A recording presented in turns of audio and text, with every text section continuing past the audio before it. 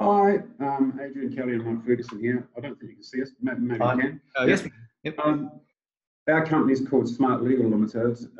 It's not so much about the company. What we're going to be talking about here is the process.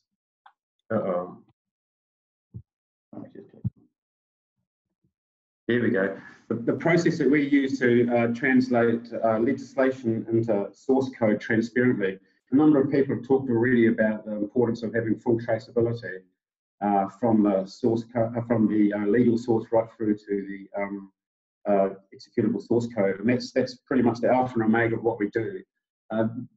We've incorporated a lot of better rules methodology from New Zealand. Piers talked about that. It was a couple of years ago. Piers was a seminal figure in that. To try and get everybody on the same page. You're drafters. I'm a drafter. Mike's a computer person, and now the world's best legal engineer. We've got policy people. I work with policy people. We have service delivery people. All those kinds of people in the same room, working to get on the same page in an agile methodology. And from that, out of that comes a policy package, some live documents, some legal sources, if you like. And so it's a multidisciplinary approach from day one.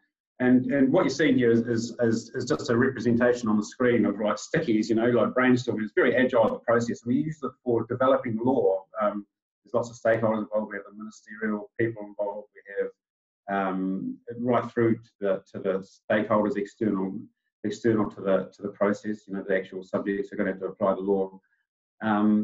And we have the computer people all in the same room. Now, we've done this on a couple of occasions now. The Inland Revenue Department, New Zealand Inland Revenue Department, it's the tax department where I work. We've done it for a research and development tax credit. There's also been some work for the ACC, which is the New Zealand insurance scheme, statutory insurance scheme. I'm not going to talk too much about the specifics, but I'm just going to talk about how we go through the process of a multidisciplinary team, starting with our legal sources, and then what we do is we progress through living documents. There might be, oh, we've gone the wrong way. We've gone through, we might have some kind of flow diagrams that are made up. It doesn't really matter what those documents might be. They might be just stickies even on the wall. So the point being is that we have these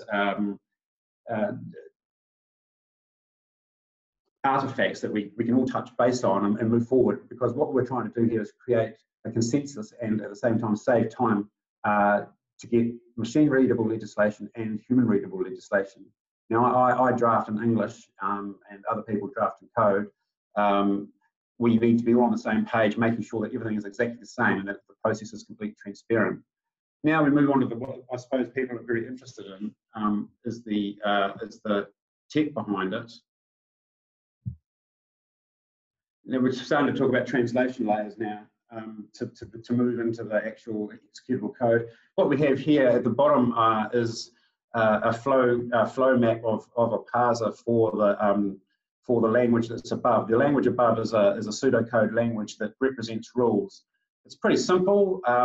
It's vaguely human readable. It's not even necessary in some ways because, as Mike, who's going to talk next, will talk about, the technology we use is adaptable to all sorts of inputs. It's a relational machine. We'll leave that for now. The point being, though, is that we have some kind of human input into the process to make sure that we're keeping on the same page. So we're moving from English, from ideas, from the textual maps into the world of code, and we have a legal engineer to do that. We have these processes in place. At some stage, you have a translation layer where you start going through onto the code. And this language here has been presented to Calc. We call it log law at the moment. It has a parser. I'll hand over so we can move on to the sexy tech stuff tonight.